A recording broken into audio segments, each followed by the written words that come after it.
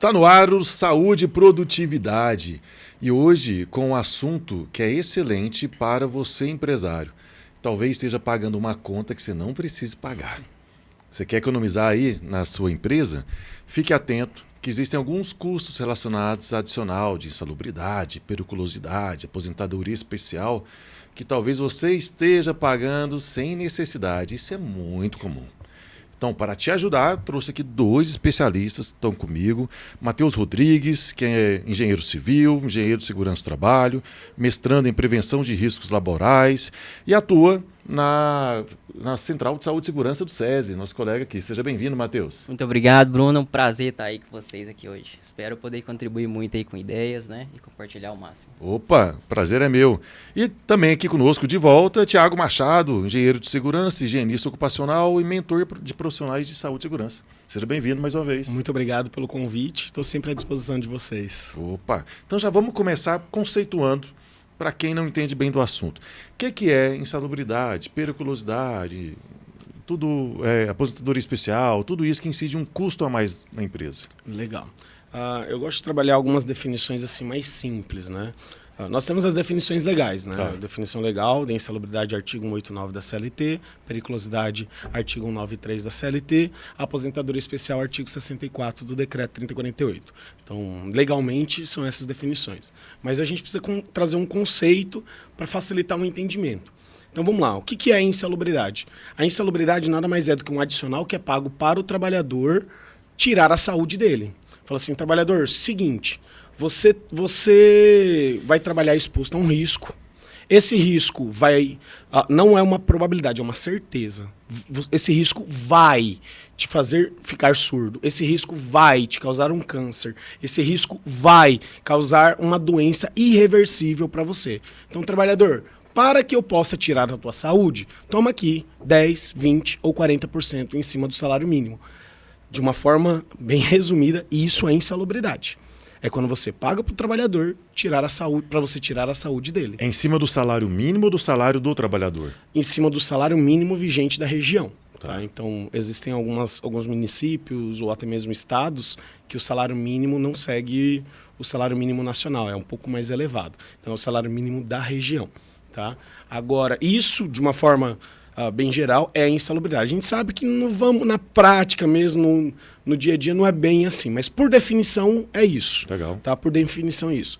A aposentadoria especial é o seguinte, já que o trabalhador está trabalhando em um ambiente insalubre, ou seja, que é capaz de causar danos à sua saúde, já que ele vai adquirir um câncer, ele vai ter uma perca auditiva, ele vai ter uma doença irreversível, nada mais justo do que ele se aposentar mais cedo. Então, ao invés dele se aposentar lá com 30, 35 anos, eu não lembro o período normal de aposentadoria, ele vai se aposentar mais cedo, com 25, 20 ou 15 anos de contribuição. Isso é chamado de aposentadoria especial. Quando a insalubridade e a aposentadoria especial foram criadas, em tese era para ser absolutamente a mesma coisa. Tudo que é insalubre é especial, tudo que é especial é insalubre. Com o passar dos anos, devido às legislações, que são legislações diferentes, e elas foram se divergindo ao longo do tempo, hoje não é. Nem tudo que é insalubre é especial e nem tudo que é especial é insalubre. Mas de uma forma Agora bem você deu um nó na cabeça do senhor Haroldo, que está nos assistindo lá, que aí parou para pensar, poxa, é insalubre, mas não é especial, especial, mas não é insalubre. Isso. São duas legislações. Como é que é isso? Exatamente. É porque, assim, a insalubridade ela é regida pela legislação trabalhista. CLT, na verdade, começa na Constituição Federal, CLT, NR15. A aposentadoria especial é regida pela legislação previdenciária, também Constituição Federal, Lei 8.213, Decreto 3048 e N 128. Essas são as legislações que regem a aposentadoria especial. Não é a mesma da insalubridade. Então, quem define as regras de insalubridade, né, é um comitê do Ministério do Trabalho. Sim. Quem define as regras da aposentadoria especial, de uma forma bem resumida, é um comitê do Ministério da Previdência. Não são as mesmas pessoas na maioria das vezes. Então, esse aqui cita uma regra, esse aqui cita outra. Então, o que era para ser a mesma coisa, as regras são definidas por pessoas diferentes. E políticos diferentes, que daí vai envolver a política também, né? Então, grupos diferentes. Consequentemente, ao longo do tempo, o que aconteceu? Elas se divergiram. Então, uma foi para um lado, outra foi para o outro. Então, posso até citar alguns exemplos para você. Por favor. Um exemplo, por exemplo, é o frio. O frio, ele pode ser ensejador do adicional de insalubridade, porque ele está presente na NR15, mas ele não está presente no anexo 4 do decreto 3048. Então, ele não caracteriza o direito à aposentadoria especial. Até 1997, se não me engano, ou 1995, não lembro a data com exatidão, o frio gerava aposentadoria especial. De lá para cá ele saiu do decreto e deixou de gerar. Alguns advogados conseguem na justiça reverter isso, mas na legislação não gera. Um outro exemplo é o iodo. O trabalhador que estiver exposto ao agente químico iodo, ele está presente no decreto 3048, ele é passivo de enquadramento à aposentadoria especial, mas ele não está na NR15, ele não gera adicional de insalubridade. Há coerência nisso? Porque, olha, no exemplo do iodo, a pessoa vai ganhar uma aposentadoria especial, ela vai ter que se aposentar mais cedo, porque teve supostamente o agravamento da sua saúde, mas ela não recebe insalubridade. Insalubridade, exatamente. Lembra o seguinte, são legislações diferentes. Não, eu entendo, mas me parece que às vezes não é muito coerente. Exatamente. Porque quem define as regras deveria ser exatamente as mesmas pessoas. E especialistas no assunto. Especialistas no assunto. Na prática, não são as mesmas pessoas. Como eu falei, são grupos diferentes, né? Às vezes até políticos diferentes, que vão citando essas regras, e isso vai entrando no governo, vai entrando, e a gente tem que fazer o quê? A gente tem que obedecer a cada uma das regras. Sim. Então, acaba tendo essa divergência. Então, isso é a insalubridade e isso é a aposentadoria especial, que era para ser a mesma coisa, porém, ao longo dos anos, deixou de ser. Então, por isso que a gente tem laudos específicos para cada um dessas condições também. E a periculosidade? Legal. A periculosidade, ela é o quê? Ela é um risco, que em tese é um risco controlado, tá? Em tese é um risco controlado. Porém, se vier a acontecer alguma coisa, esse trabalhador tem a sua vida ceifada na hora. Um exemplo é eletricidade. O trabalhador está trabalhando com eletricidade ali, rede elétrica energizada. Em tese, é um risco controlado. Tem toda uma regra, todo um procedimento, todo um equipamento a ser utilizado. Porém, se fugir alguma coisa do controle, esse trabalhador pode tomar um choque e morrer na hora. Então, para o trabalhador se expor a tamanho risco, ele recebe um adicional que é chamado de periculosidade. Porém, não é todo o risco que tem esse potencial que gera adicional de periculosidade. Só vai gerar adicional de periculosidade os riscos presentes na NR16, que a gente tem explosivos, aí deixa eu até deixar claro, é agente químico explosivo. É aquele lá que tem um símbolo de explosivo, porque acontece muito. Eu trabalho na caldeira e a caldeira corre risco de explodir. Tem direito à periculosidade? Não, porque não tem caldeira na NR16. Mas se trabalha com fogos de artifício, por exemplo, já tem. Isso, perfeito. Inclusive tem uma atividade voltada a isso lá também. Então, agentes químicos explosivos, líquidos inflamáveis, risco de agressão física, que a gente vai ter alguns vigilantes, né? Motocicleta, que é uma polêmica também, que tá ou não tá, mas ainda tá lá na NR16.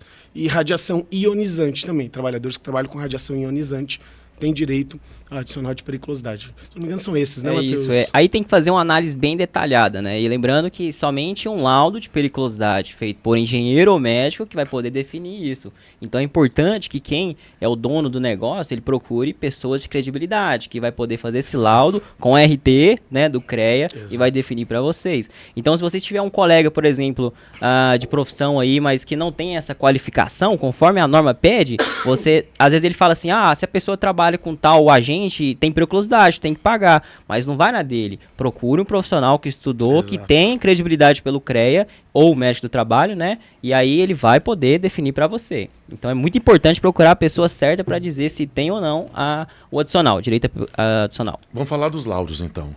Se a gente falou da periculosidade, tem um laudo de periculosidade. Perfeito. Insalubridade tem um laudo de insalubridade. São dois instrumentos diferentes. Exatamente. A maneira de aferir isso também é diferente? A metodologia é outra?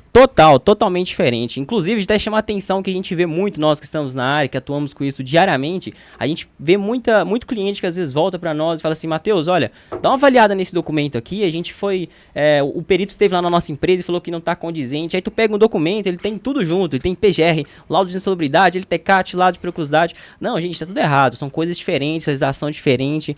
Tem que ter um embasamento teórico, tem que ter todo um estudo a ser feito com base nas normas específicas, né? Então, cada laudo tem sua especificidade. Por isso a importância de procurar quem está apto a fazer o serviço de qualidade. E quem são os profissionais, as formações que estão aptas a fazer cada um desses laudos? Para a PGR, hoje, a gente tem uma margem maior, né? Que enquadra os nossos queridos técnicos de segurança, que tem muita capacidade, inclusive do nosso time, até chama atenção aqui, um abraço para todo mundo da Central, que são ótimos, perfeitos profissionais, que estão sempre em constantes evoluções, inclusive essa semana com o querido Thiago aí. Então o PGR ele pode ser feito por um técnico de segurança, por um engenheiro de segurança, por um médico de trabalho, mas quando a gente já fala em laudos, aí tem que ter uma formação e um registro no conselho, para poder assumir responsabilidade, né? Então tem que ser um engenheiro ou um médico do trabalho, isso para o LTCAT, para o laudo de insalubridade e o laudo de periculosidade. E ainda mais, antigamente, no passado, só um adendo, até mesmo o laudo da NR de embargar, né, uma situação, era necessário que fosse feito por engenheiro, porém isso foi mudado, né, por algumas situações aí maiores. E esse engenheiro, ele precisa ter algum conhecimento específico? Com certeza, inclusive chama a atenção novamente, pessoal, olha, a gente está aí no mercado, todo dia lidando com isso. A gente pega muitos laudos com baixíssima qualidade, que vai deixar vocês na mão. Por isso a importância de procurar quem tem capacitação para isso, né?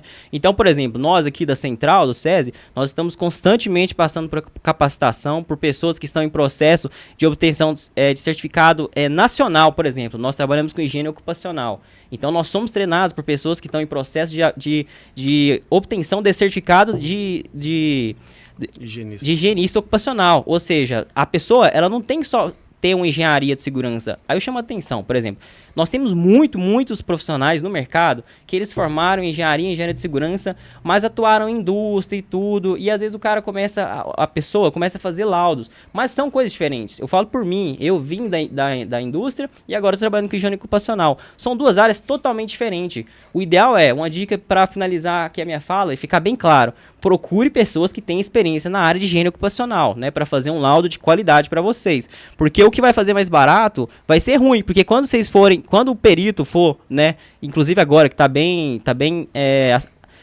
comum eles ir nas empresas, eles vão pegar o laudo de vocês e aquele que foi feito mais barato não vai ter um embasamento técnico correto, não foi feito com base nas normas de higiene ocupacional, e aí você vai ficar exposto, né? Então procure quem tem experiência e nome no mercado. E aí eu passo a propaganda pro meu time da Central que nós temos. Muito bem, eu faço sempre a analogia com o médico. Você tem um clínico geral, que é um médico excelente, mas ele tem um nível de conhecimento. Se você tiver um problema neurológico, você tem que procurar um médico especialista naquele assunto. Então existem profissionais de segurança excelentes, mas com um nível básico de conhecimento. Se for para procurar alguém que dê um respaldo maior para um laudo de periculosidade, de insalubridade, procure também um especialista no assunto que ele tem maior conhecimento. Tiago, e aquela empresa que às vezes tem um laudo como esse, feito por alguém que não tem muito conhecimento, e hoje está pagando um adicional, seja de insalubridade ou periculosidade ou aposentadoria especial, sem necessidade. Devido. Isso ocorre? Demais, vixe. Ocorre muito assim. O trabalhador falando para o empresário. Na outra empresa que eu trabalhei, eu recebia. Por que aqui eu não recebo? Não, então eu vou pagar para você. Isso acontece. Ou então, não, fulano falou para mim que tem que pagar o adicional para esse trabalhador. Isso também acontece muito. Então, assim, são situações que acontecem. E existem até algumas polêmicas em cima disso. Um tempo atrás, conversando com uma advogada trabalhista, ela falou assim para mim: Tiago, uma empresa que paga um adicional indevido, isso inclusive vira até barganha de salário. Aqui na empresa você vai receber esse salário mais o adicional de insalubridade, como se a insalubridade ou a periculosidade fosse salário, né? Então o que acontece? Quando a empresa paga um adicional e não tem um laudo para se resguardar, isso pode, inclusive, virar direito adquirido, porque insalubridade e periculosidade não é direito adquirido. É um adicional inerente ao risco. Se o trabalhador está exposto a risco, tem direito. Deixou de estar exposto, acaba o direito à insalubridade, à periculosidade e à aposentadoria especial. Então, por que isso pode gerar um direito adquirido? Porque quando você não tem laudo, isso virou salário. Isso foi critério de negociação de salário. Então eu sei que já existem alguns casos julgados também no Brasil afora aí, de alguns advogados que conseguiram argumentar isso na justiça e não conseguiram retirar o adicional. Por quê? Porque a empresa não tinha um laudo. Eu conversava com um empresário 2 semanas atrás e falou justamente isso. Que em certo momento alguns trabalhadores estavam pedindo aumento. Ele falou assim, não, então fica tranquilo aí, eu vou complementar a sua renda com insalubridade. Eu falei, amigo, não faça isso, você está criando um problema para o resto da sua vida, não faça isso. Com certeza. Porque assim, quando a gente vai fazer uma análise, e até dando aula para profissionais de segurança do trabalho, eu sempre falo, a nossa função é ser justo. Lógico, nós somos contratados pela empresa, mas eu não vou fazer de tudo que a empresa quer. Eu preciso ser justo. Porque hoje eu alivio a empresa, mas amanhã numa perícia ele perde. Sim. Aí ele tem que pagar um retroativo. Né? Então, a nossa função é ser justos. Então, vou lá, faço uma análise, tem toda uma metodologia a ser aplicada, aplico aquela metodologia. Se o trabalhador de fato tem direito, a gente vai recomendar, olha, no laudo lá vai vir um enquadramento, a insalubridade, periculosidade ou aposentadoria especial, aí a empresa vai estar amparada. Por que eu vou pagar? Porque eu tenho um laudo feito por um engenheiro de segurança ou médico do trabalho que me dá base para fazer o pagamento. Aí, se amanhã depois eu arrumei, tinha um ruído, tirei a máquina dali, fiz uma proteção, investi em gestão de SST, implantei um EPI, garanti a eficácia daquele EPI, acabou o adicional. Não tem o risco, não tem adicional. Não tem o risco, não tem. Lembra o seguinte, risco gera doença. Sim. Se a partir do momento que eu coloquei uma medida de controle, o meu trabalhador não vai mais ficar doente, ele não tem mais direito ao adicional. Entendeu? Volta lá na definição. Que é o adicional o trabalhador recebe quando ele está exposto a um risco capaz de tirar a sua saúde. Se eu proteger, a saúde dele está protegida, não tem adicional. Essa é a lógica. Vamos complicar um pouquinho mais. Maravilha. Vamos supor que o trabalhador recebe adicional baseado no laudo de um engenheiro de segurança. Só que a empresa depois de algum tempo, foi fazer um laudo com o segundo engenheiro. Não teve nenhuma mudança no ambiente. O que mudou foi o profissional que fez o laudo. E esse segundo engenheiro avaliou que o primeiro engenheiro estava concedendo o laudo de uma maneira equivocada. Isso é possível? 2, tem como não pagar mais a partir daí o adicional de salubridade? Olha, isso acontece. E acontece muito, não é nem pouco. Só que assim, tudo vai depender da credibilidade do profissional que você está contratando. Então, como o Matheus falou sabiamente, existem profissionais e profissionais. A pós-graduação nos habilita a trabalhar elaborando, executando esses laudos, nos habilita. Só que assim, a pós-graduação dá uma visão geral do todo. Então, se eu quero fazer um laudo bem feito, eu tenho que me especializar na área e entender de fato como que é feito o enquadramento. Então, e isso pode acontecer dos dois lados. Um profissional bom chega numa empresa que foi feito um laudo ruim, ou um profissional ruim que chegou numa empresa que está num laudo bom e dá esse conflito de situações. Então, vai depender muito do empresário, do gestor, analisar as atribuições dos profissionais que ele está contratando, tá? Então é bom ele analisar. Agora, Thiago, chegou lá, um outro profissional fez um laudo e retirou a insalubridade, sendo que o ambiente é exatamente o mesmo, isso pode acontecer? Pode. A empresa pode cortar? Até pode, porque ela está baseada num laudo feito por um profissional. Agora, essa empresa vai aguentar as consequências disso? Porque tira um adicional de insalubridade e periculosidade do trabalhador. Qual que é a primeira coisa que acontece? Ou é sindicato batendo lá ou é trabalhador entrando na justiça. Sim. Agora, na justiça, você vai conseguir sustentar essa argumentação do não enquadramento? Se sim, então faça. Não, nós vamos conseguir. Né? Nós temos um jurídico, nós temos lá um engenheiro de segurança que é assistente técnico, que vai nos ajudar numa perícia, e pode vir trabalhador que eu estou preparado. Beleza. Se a empresa ela não se sustentar com isso, então, às vezes é bom ela pensar em outra estratégia. Agora, qual que é a melhor estratégia? Eliminação do risco. Com certeza. Quando é possível, porque nem sempre é possível e nem sempre é viável financeiramente fazer isso também, né? E me conta, há alguma penalização, responsabilidade para o profissional? O engenheiro foi lá e fez um laudo equivocado. E a empresa foi autuada, foi embargada, teve alguma penalidade. O profissional sofre alguma penalidade também? Pode sofrer, mas dificilmente sofre. Porque, assim, isso é uma responsabilidade técnica. Sim. Se o profissional que é um responsável técnico, como o Matheus também comentou, nós estamos vinculados a um conselho, seja o CREA para o engenheiro, seja o CRM para o médico. Esse profissional fez esse laudo e a empresa tomou um prejuízo por conta desse laudo, essa empresa pode acionar esse profissional e requerer danos morais. Isso acontece? Não. Mas isso pode acontecer? Pode. Isso deveria, inclusive, acontecer mais vezes, mas a gente sabe que isso dificilmente acontece. Essa empresa pode acionar esse profissional juridicamente ou ele pode acionar esse profissional no conselho. Porque o conselho de classe, o objetivo de todo conselho é proteger a população, não é proteger o profissional. Sim. É proteger a população. Então, se uma pessoa daquela população, uma empresa daquela população, ela foi lesada por conta de uma conduta de um profissional, essa empresa ela deveria acionar esse profissional ou na justiça ou no seu devido conselho de classe. Tá? Mas se me perguntar, Thiago, isso acontece? Não. Infelizmente, a maioria das empresas que tem esses tipos de problemas, elas simplesmente assumem a dívida e assume a dívida e procura o SESI, que o SESI resolve. É verdade, hoje os auditores são nossos principais divulgadores do serviço. Uhum. Que eu já falo para o empresário, poxa, esse laudo, esse PGR, isso aqui não está batendo uma coisa com a outra, quer ficar tranquilo, procura o SESI que eles resolvem. Com certeza. O Matheus é engenheiro civil, isso já é mais comum, né, na engenharia civil, né? Se um engenheiro civil faz um cálculo estrutural e isso amanhã tem algum problema aí com a obra, ele no mínimo perde o CREA dele. Exatamente, é muita responsabilidade. Eu Sim. creio que, na verdade, toda engenharia ela tem uma responsabilidade muito grande. Uhum. Trazendo para a nossa área aqui de atuação, a segurança não é diferente. E aí, nós devemos ter muita atenção, igual um médico, porque a gente está lidando com vida também. Tem muitos agentes que estão no ambiente presente ali, que a longo prazo pode desenvolver um câncer na pessoa. E o que eu chamo de mais atenção? Porque é uma coisa que é silenciosa, né? Uhum. Então, o cara tá ali, ele vai ficando habituado com aquilo ali. Quando é fé, passa o tempo. O período que ele tem para descansar e aproveitar a vida, aí ele fica adoecido por conta de anos e anos atrás que ele trabalhou. Então, a responsabilidade do engenheiro de segurança é imensa, né? É verdade. Por isso a importância de sempre procurar pessoas renomadas para proteger o seu ambiente de trabalho. E até lembro que, quando você faz um laudo de insalubridade, o engenheiro, o SESI, fala assim, olha, essa condição aqui está insalubre. E a gente até presta esse serviço e fala assim, olha, não vamos deixar isso não, vamos atuar. Porque se você deixar isso, você pode até achar que é mais fácil você ficar pagando esse adicional, mas não é. No final da conta, no final dos fritar dos ovos que a gente fala, a conta é muito maior. Porque quando dá uma situação e o cliente fala assim, olha, eu vou entrar na justiça, perdi minha saúde naquela empresa,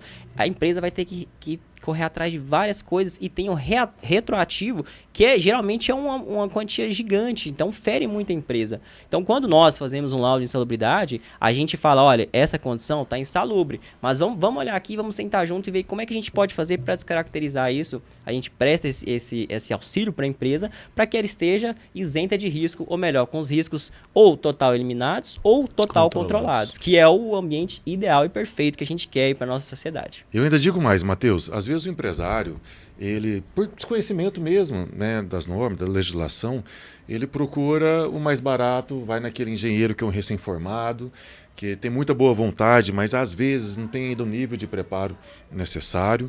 E aí ele tem algum problema como esse que a gente citou, Thiago, e ele nunca mais consegue achar esse engenheiro, porque a empresa é o engenheiro, né? A empresa é ele e o telefone. Agora, quando ele faz com o SESI, ele tem acesso a uma equipe multidisciplinar. São vários engenheiros, vários técnicos, vários médicos do trabalho. E isso não só aqui em Goiás, mas na rede SESI do Brasil todo, que a gente é hoje o maior prestador de serviço de saúde e segurança do Brasil. Então, e o SESI está aqui há 70 anos. Exato. Vai ficar no mínimo mais 70. Né? Não vai sumir de um dia Então, pro outro. a probabilidade de todos esses profissionais atuando em conjunto fazer alguma coisa equivocada é muito pequena. Exato. Porque um está cobrindo o outro, eles compartilham entre si as informações, um dá respaldo para o outro em algum quesito mais técnico. E se acontecer, a empresa tem quem procurar. Exato. Não vai ficar na mão do CPF X, aquele fulaninho que eventualmente mudou para outro estado e acabou o vínculo. Exatamente.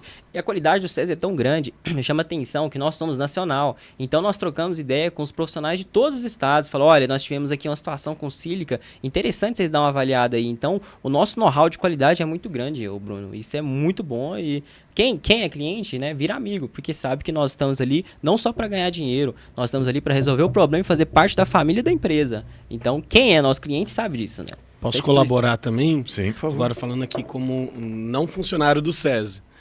O SESI tem capacitado a sua equipe. Eu mesmo vim 4 vezes aqui é a 4ª vez que eu estou vindo aqui em Goiás para capacitar a equipe do SESI. Então, assim, coisas que muitas empresas de segurança do trabalho, por experiência própria, muitas empresas de segurança do trabalho não fazem com as suas equipes. Então, assim, a gente atende não só aqui no Goiás, mas também outras unidades do SESI que estão sempre capacitando a sua equipe. Porque, pessoal, muda muito. Hoje, a gente está falando disso aqui hoje. Pode ser que amanhã muda e já a realidade já é outra. Então, se o profissional de segurança do trabalho não está se capacitando de uma forma continuada, então isso pode prejudicar. E é um diferencial que o SESI tem dado dentro da sua equipe própria também. Então, já puxando aqui também, que é um diferencial que eu tenho visto, não só na unidade do SESI aqui do Goiás, mas também em outras que a gente tem atendido. Legal. A gente tem uma responsabilidade muito grande. Só que em Goiás a gente atende quase 6 mil empresas, mais de 220 mil pessoas, né, atendidas direto ou indiretamente pelos nossos serviços. E a gente tem uma responsabilidade de fazer as empresas serem cada vez mais competitivas. Para isso, elas precisam ter ambientes seguros, as pessoas precisam estar saudáveis, para tornar-se trabalhadores mais produtivos, para que a empresa possa produzir mais e melhor.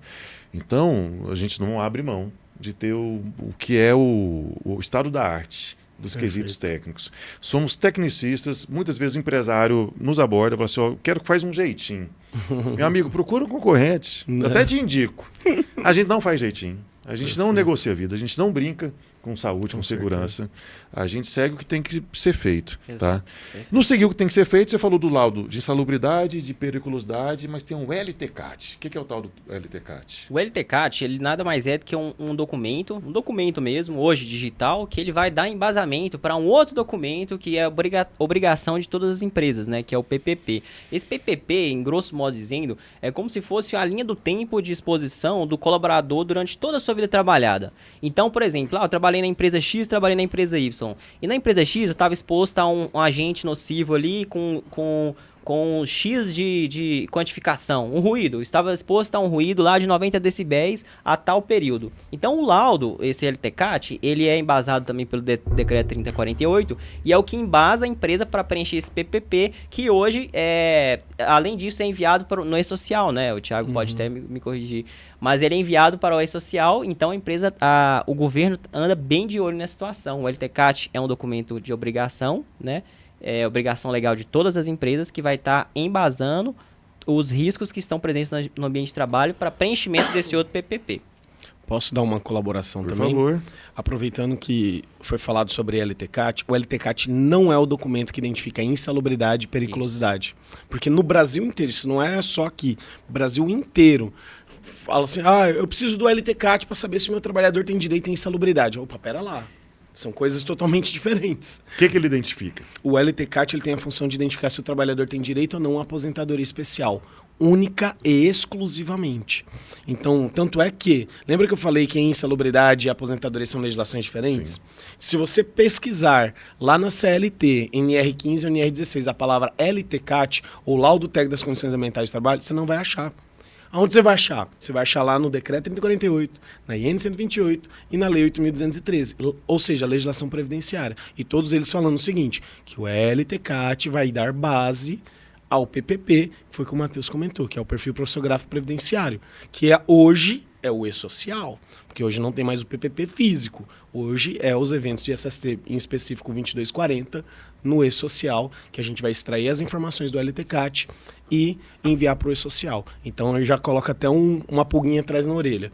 O empresário que está nos assistindo aqui, pega o seu LTCAT, se lá está falando em insalubridade e periculosidade, e em nenhum momento está falando sobre aposentadoria especial, procura outro profissional, porque você tem um péssimo laudo e se você mandar isso para o governo, está sujeito a multa. E a multa é de 3 mil a 300 mil reais por funcionário.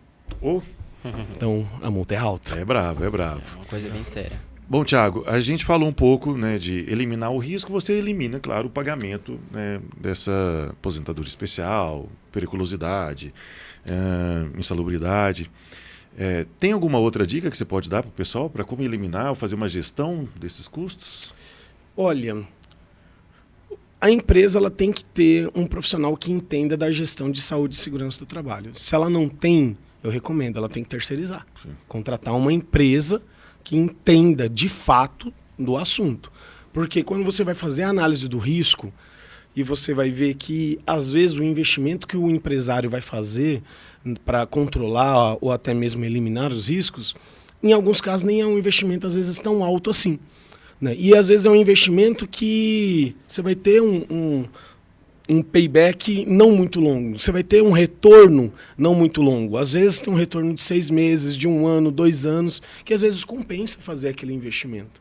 Então, assim, mas para isso tem que ter um profissional que entenda do assunto.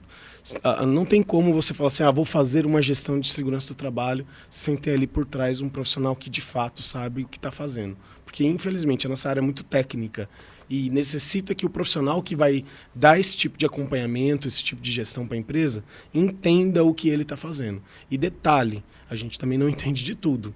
Então, por exemplo, hoje eu consigo fazer uma identificação de ruído, né? O empresário, eu quero fazer uma proteção acústica. Então, beleza, agora eu vou te passar para uma outra empresa que é especializada em proteção acústica para diminuir o nível de ruído. Então, assim, a nossa área ela é muito ampla. Mas para isso precisa do quê? De alguém, um profissional, uma empresa de segurança do trabalho. Pode ter um profissional próprio também, né? É que, dependendo do porte da empresa, pode ter um profissional próprio que vai fazer essa gestão e focando no controle. Focando no controle. E contribuir também em relação a essa... Eu concordo plenamente com o Thiago. Hoje as empresas, a gente, graças a Deus, o Brasil está crescendo muito, né, nessa área. As empresas estão tomando grande proporção e com isso ela não pode deixar de lado a segurança. E a importância de ter um profissional lá, seja ele a consultoria, seja ele próprio do SESMIT ou CSTR, no caso agrícola, mas a importância. Por quê? O que a gente vê muito hoje, né? Eu que vim de operação, eu posso falar. E principalmente nas consultorias que a gente presta. Quando a gente tem um risco lá identificado, a gente tem quantificado, a gente tem um valor X numérico, fala, olha, você está exposto a esse valor X aqui, ó. Isso aqui a gente comprovou com o equipamento.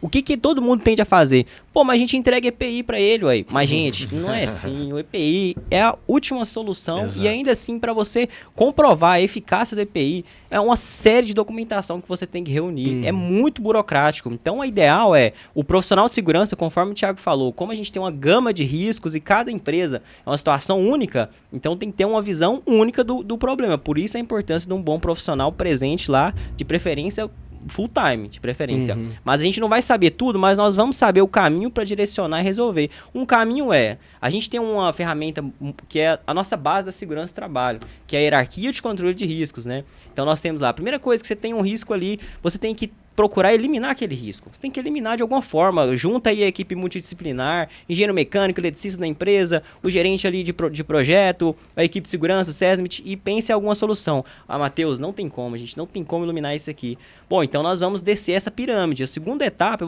tem como você substituir isso? No sentido, ao invés de você ficar ali, tem como fazer um robô, uma metodologia, etc. Cada caso é um caso específico. Estou dando uma linha geral para abrir a cabeça das pessoas que estão nos assistindo.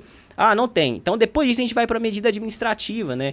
Como é que a gente pode fazer administrativamente um procedimento, etc., para a gente reduzir essa questão, né? Esse risco, esse agente que está causando uma lesão, agrava a saúde do nosso colaborador. Não tem. Depois a gente tem o EPC ainda. O que a gente pode fazer de equipamento? O que é EPC, né? Equipamento de proteção coletiva. Que equipamento de proteção coletiva pode ajudar ali mais gente, né? Não tem. Aí, por último, é o EPI. Mas aí, para você comprovar a eficácia de um EPI, seja ele qual for, é uma série de documentação que apenas um profissional qualificado de segurança do trabalho vai poder indicar para a empresa. Então, finalizando o meu raciocínio, é o seguinte: gente, invista na segurança. E a analogia que eu faço é igual à casa. Eu falo que a nossa casa é a nossa primeira empresa. Então, nós temos um casal. Nós vamos ter um filho aqui agora. Quando você vai ter um filho ali, você pensa na sua casa como um todo. Ali tem um risco dele enfiar a mão ali na tomada, ele pode bater a cabeça ali numa quina. Essa mentalidade de identificar os riscos na casa é uma mentalidade que o dono da área, o dono da empresa, aquela pessoa que tem um senso de dono, ela tem que ter na empresa, entende? E aí nós estamos aí, os profissionais de segurança, para poder ajudá-los. Mas aí é preciso que conte conosco. Tudo baseado em gestão e uma cultura forte de segurança do trabalho. Exatamente, perfeito. Isso aí. Bom, a gente falou como reduzir boa parte desses custos, mas tem mais um custo que passa às vezes despercebido pelos empresários, que é o FAP. O que é o FAP? O que é o SAT? Legal. O FAP é o fator acidentário de prevenção. Já tem alguns anos que ele existe, né? E cada empresa, com base no seu KNAI preponderante, ela já tem pré-determinado o percentual a ser pago, que é, se não me engano, é 2 ou 3%, né? Se eu não me engano é isso, com base no KNAI preponderante. Aí a gente tem um fator de multiplicação desse valor, tá? Desse percentual de imposto. Ele tem um fator de multiplicação que é o FAP. Então, se a empresa investe muito em segurança do trabalho, ele pode reduzir. O FAP neutro ele começa com 1%. Então, digamos que a empresa pague 3% ali de imposto relacionado ali aos acidentes do trabalho. 3%. 3 vezes 1, 3%. Sim. Por isso que ele é o FAP neutro, né? É 1%. Só que a empresa aconteceu muitos acidentes do trabalho, está acontecendo muitos acidentes, muitas doenças do trabalho. De 1%, ele pode subir até 2%. Então, o que acontece? A empresa que tem 3% de imposto, mas devido aos acidentes do trabalho, o FAP, ele aumentou o percentual de imposto, ele vai subir de 1% para 2%. Pode chegar até 2%, né? Então, multiplica 2 vezes 3, ele dobra 6%. Tá? Vai para 6%. Porém, se a empresa investe em segurança do trabalho, esse FAP ele pode reduzir. Então, se ele está, por exemplo, no FAP neutro, ele reduz para 0,5%. Quer dizer o que? Ele caiu pela metade. Então, 3 vezes 0,5% vai para 1,5%. Então, uma empresa que já paga o seu percentual de imposto relacionado a acidente do trabalho de 3%. Tá? Lembrando que isso é fixo. Sim. E vinculado ao KNAI preponderante da empresa. É de 3%. Ela pode dobrar o imposto que ela paga para o governo, ou ela pode reduzir pela metade com base no FAP, ou seja, que é os acidentes do trabalho, as doenças ocupacionais que acontecem na empresa, eles estão relacionados a esse fator de multiplicação, que é o FAP também. Ou seja, quanto mais investe, menos imposto a empresa paga. Isso se torna vantajoso principalmente para grandes empresas, que você tem uma folha de pagamento lá milionária. Então, pago lá, sei lá, 10 milhões, 20 milhões. Lógico que eu estou trabalhando nas grandes empresas para a gente ter valores altos. Claro. Mas empresas de tamanhos menores também, que também têm, às vezes, folhas de pagamento bem elevadas, isso também vai fazer uma diferença significativa. Poxa, estou pagando de imposto lá 6 milhões de reais. Pô, se eu investir R$1 milhão de reais em segurança, eu posso abaixar de 6 para 3, para 1,5, por exemplo. Entendeu só? E como é que o empresário faz para abaixar? Vamos supor que ele está fazendo tudo certinho, reduziu, isso é automático ou ele tem que tomar uma ação para que ocorra essa redução? Isso, anualmente, o governo ele libera, se não me engano, meados no mês de setembro, ele vai liberar o FAP do ano vindouro. Então, 2024, saiu, se não me engano, foi setembro, outubro, não lembro a data exata, ele sai o percentual do FAP do ano que vem. Com base não é vinculado somente à CAT, tá? Mas a CAT ela está ligada também à alteração do percentual do FAP. Mas pode acontecer também de algumas outras doenças que lá no INSS, um perito ele identificou como sendo do trabalho, e às vezes não tem uma CAT, mas o perito vinculou ao trabalho, isso vai também somar no valor do FAP da empresa. Então, sim, é relacionado à CAT, mas não é toda a CAT, porque acidente de percurso, por exemplo, não entra, sim. E tem algumas condições também que não vai entrar, mas a CAT, comunicação de acidente de trabalho, ela está ligada também a esse aumento. Então, os acidentes e doenças que ocorreram durante o ano, isso pode fazer com que aumente o FAP do ano vindouro ou diminua. E se tiver erros por parte do governo, sim, a empresa consegue recorrer. Aí ela precisa de uma assessoria de segurança do trabalho que entenda sobre tributação de SST para que ajude o jurídico a montar um processo e recorra àquele percentual do FAP que foi atribuído para aquele ano. Aí as empresas às vezes conseguem fazer essa redução. Todo ano acontece, todo ano o governo libera. Isso pode ficar no neutro, pode aumentar ou pode reduzir anualmente. Mas se o governo fez o cálculo errado, porque faz, tá? Se o governo fez o cálculo errado, é possível a empresa acionar juridicamente e conseguir reverter. Por isso que sai em setembro, porque você tem até dezembro para poder fazer todo o processo de recorrência para que o ano vindouro já venha com percentual maior ou menor. Eu tenho certeza que muito empresário nem sabia disso. Está pagando uma conta que nem sabe o que é. Às vezes está pagando muito mais do que deveria pagar. E é por isso que a gente está esclarecendo para você. Com a boa gestão de saúde e segurança do trabalho, é possível reduzir os custos relacionados ao FAP, à insalubridade, periculosidade, aposentadoria especial, afastamentos, custos relacionados à saúde do seu trabalhador. E, claro, promover um ambiente cada vez mais saudável e seguro para que você possa produzir cada vez mais e melhor. Eu quero agradecer demais aqui, novamente, Tiago Machado aqui conosco. Obrigado mais uma vez. Eu que agradeço. Foi uma aula. E a aula também do nosso parceiro Matheus Rodrigues. Muito obrigado pela presença. Oh, imagina, tamo junto aí. Gratidão também à nossa equipe técnica, Juliana Caldeira, César Ricardo, Bruno César. E também nossos sponsors, Sandro Mabel, André Rocha, Flávio Rassi, Sandra Tokarski, Paulo Vargas. Mas minha gratidão especial é para você que nos acompanha aqui toda quarta-feira no Saúde e Produtividade. Muito obrigado e te vejo no futuro.